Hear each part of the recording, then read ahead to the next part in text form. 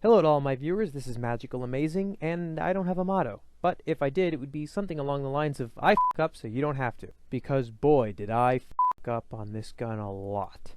I left out all the parts that I remade over and over again, and only left in what actually finally worked, so you guys don't have to sit through all of my failures. So, without further ado, this is how I made my cardboard Mark 19 Desert Eagle. Let's get started. Well, I should hope the first step isn't too big of a surprise. I'm going to sketch a full-size picture of the pistol onto a piece of paper. Then I'm going to trace and cut out the two side panels of what will become the lower receiver. Here you can see the strip I'm going to use to connect the two pieces together. Here's what the lower receiver looks like once I've done that. I've made sure to leave a hole at the bottom of the handle where the magazine will go, and I've also left the entire top part open.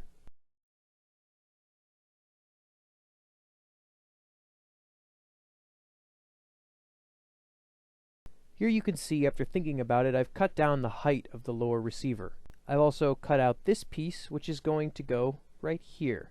This is going to be where one of the rail mounts will be. The piece should be flush with the top of the lower receiver. Now comes work on the slide. I'm going to trace and cut out a piece that looks like this.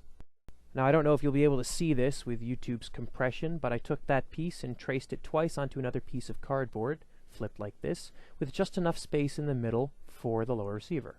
Here's a view of what that piece will look like once it's cut out.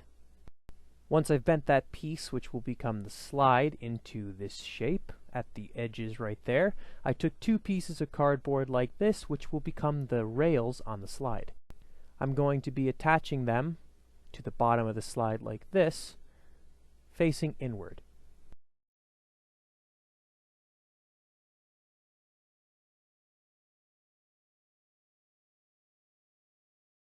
Here's what the slide looks like with the rails attached.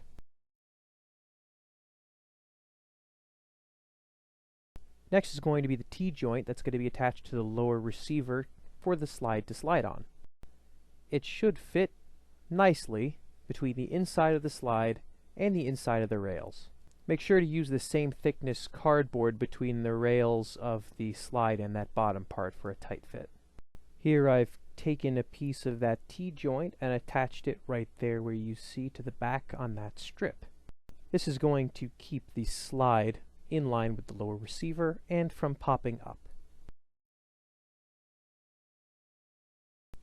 I've done the same thing with the strip and the T-joint in front of the magazine well right there.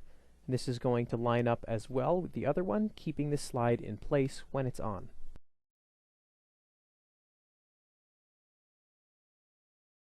Next, I'm going to taper the edges of the slide. The way I did that was by removing the corrugation on that top part from the inside and bending the piece backwards. That will create a nice crease so that you can put some glue in there and then just push them together. What you're aiming to do here is make the top part of the slide there come to a point. After gluing, this is what I came up with. Notice that only the outside edge is tapered and the inside edge is flat. Now moving on to the barrel cover shroud case thing, I'm going to cut out and trace this shape. I'm going to make two of them, one for either side of the barrel. Next I'm going to crease the barrel panel things so that they line up with the slide.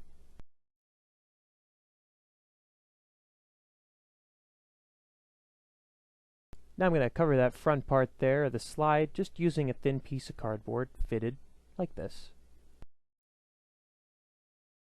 Now I'm going to start on the slide lock, and it really just is the piece that you can see. All I did was cut out that piece and cover the corrugation around it. Made it look pretty. Now I'm going to take this little piece and glue it perpendicular to the slide lock. This is going to stick out and give your thumb something to hold on to. To make the slide lock actually work, I'm going to look at my picture and trace out on the slide where the knot should be. This is what it's going to look like once it's cut out and the corrugation is covered. You'll just simply be able to pivot up the slide lock so the slide can't go forward, and then down so it can. Next I'm going to take a tightly rolled piece of paper, longer than it needs to be, and attach it this way to the slide lock. This is going to give it the pivot point. On the lower receiver, again using my picture as reference, I'm just going to punch a hole for where that pivot is going to be. Notice it goes all the way through on the left side, but only goes through the top layer of corrugation on the inside. It does not go all the way through. I've also measured and cut that piece of paper so it is the perfect size and not too long.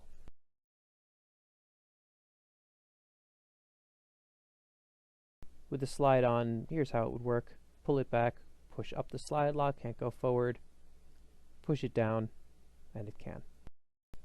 Next I'm going to measure a small piece of cardboard so it's just the distance between the two halves of the lower receiver, which is going to keep the two halves of that barrel case thing the right distance apart before I attach them to the lower receiver.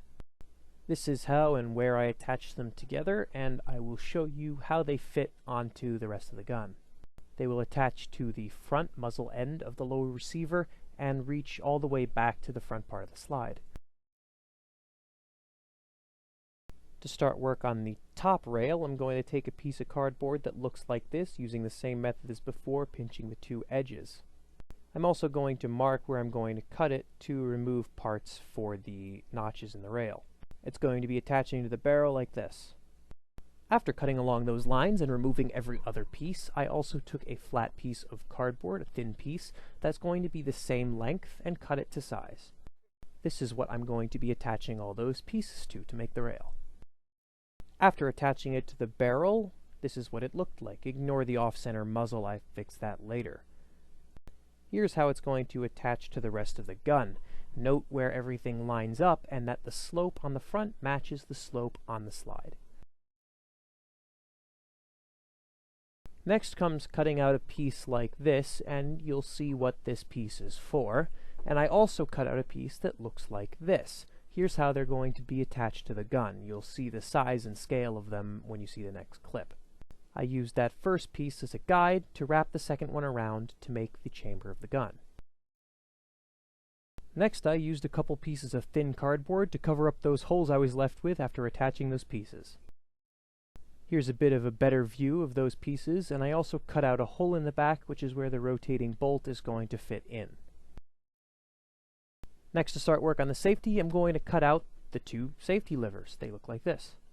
Then I'm going to take a couple tiny pieces that are this shape. They don't have to be this shape. They could also be squared off on the end. Doesn't really matter. And attach them to the levers.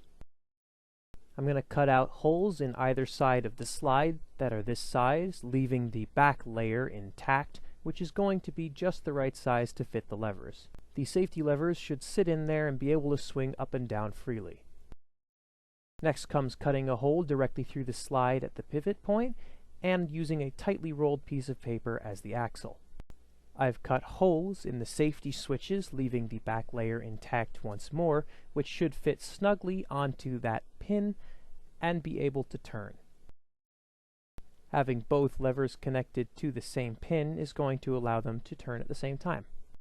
After gluing both switches onto that pin, I test to make sure that they both flip easily.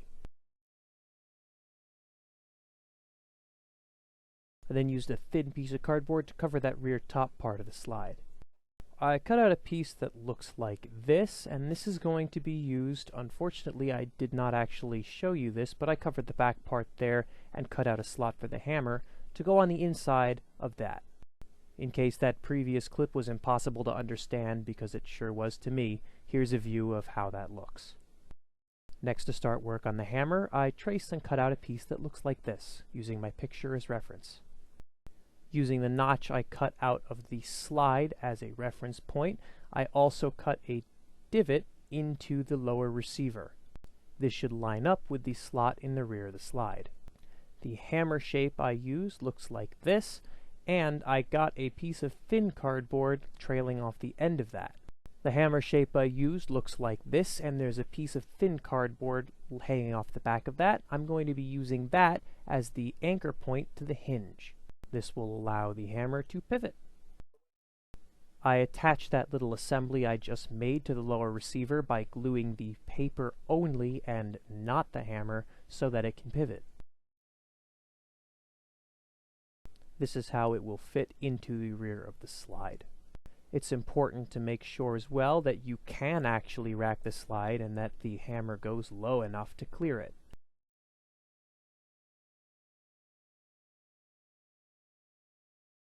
I decided to thicken the hammer a little bit by putting another piece there. This is going to make it look better and also ride underneath the slide. You can cover the seam on the edge with a flat piece of cardboard, but I didn't feel like it. Next was to cut out a couple of very thin pieces of thin cardboard, which will be used as the serrations on the slide. It's rather self-explanatory how I managed to attach these. Next was to make the barrel, and because I know that the Mark 19 Desert Eagle has a 6-inch barrel, that's what I used to measure this. It's pretty simply just going to sit on the inside like that, and I'm going to be gluing it to that cardboard piece. Next I took a piece of paper tube about the same size as the barrel and glued a couple fins onto it. This is going to be the rotating bolt, which is going to be glued onto the slide like that. It's important to note that it will have to go into that hole that you cut out before, so you're going to want to make sure that it fits. This is the position mine was in after I glued it on. Here I've added a little bit of extra detail to the rear of the slide using a couple thin pieces of cardboard, and this is what the hammer looks like when it's in and when it's cocked. Back to work on the slide, I put a little reinforcement piece right there. This is going to be used to help keep the front of the slide down and also as the anchor point for the rubber band. It's important to make sure that the slide still moves freely. Here I'm going to put the barrel on, and you can see exactly where that piece I just attached is. It's riding just below the barrel inside the gun. To attach the rubber band to the main part of the gun and the barrel, I'm just going to loop it over the front and put it underneath that structure piece.